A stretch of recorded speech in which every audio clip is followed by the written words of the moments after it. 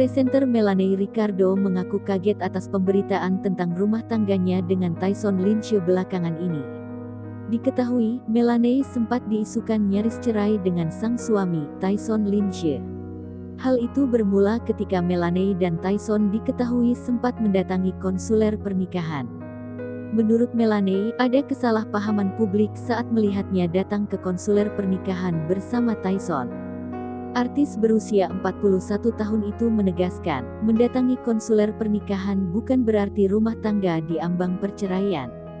Ia bisa saja ingin rumah tangganya menjadi semakin lebih harmonis.